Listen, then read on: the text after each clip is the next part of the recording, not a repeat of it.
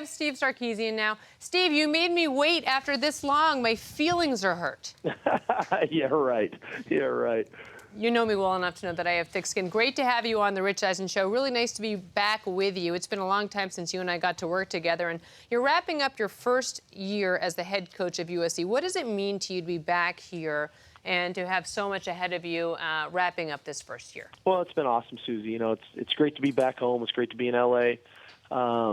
USC is near and dear to my heart, and it's a special place. And it's been a really cool ride. I can't believe it's almost been 12 months now. We're about 2 weeks out, but from day one, these guys have really bought into what we're doing. I think we've improved as a team, and ultimately we put ourselves in position to do something really cool here with 2 weeks to go.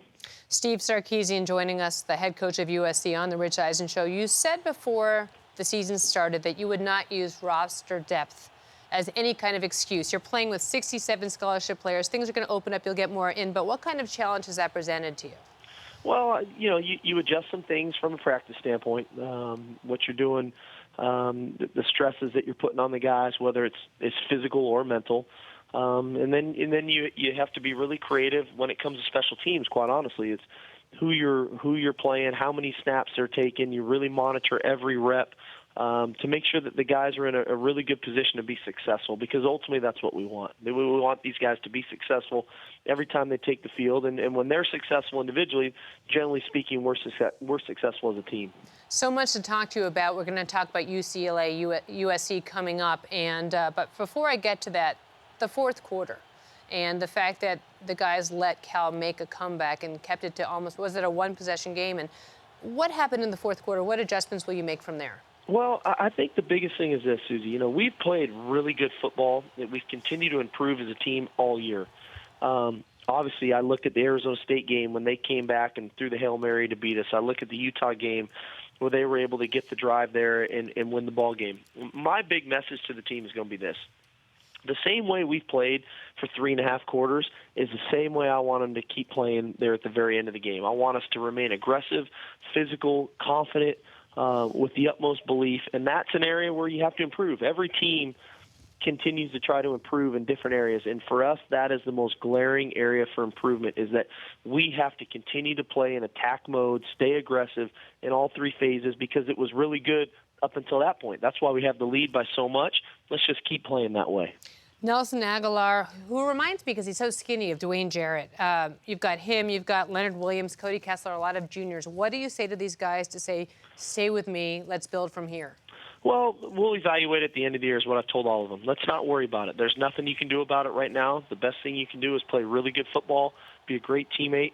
When the season's done, we'll make really educated decisions. They won't be emotional.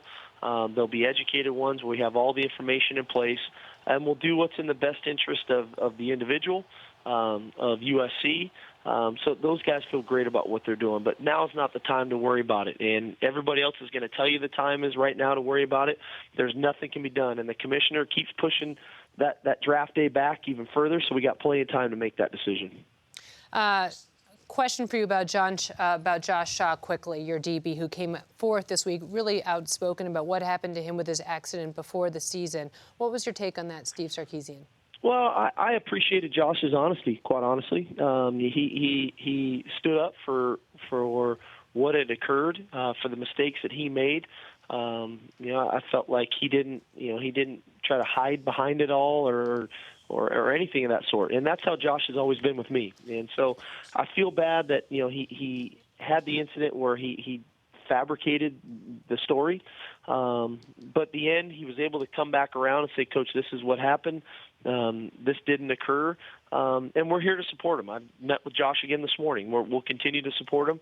I'm hopeful that it can get to my desk so that we can make a decision to play him or not. But it hasn't gotten there yet, Susie. There's a lot of red tape to get through, and so we'll see how it goes. Understandable. USC, UCLA coming up. You got 10 seconds. What's in store for us, Coach?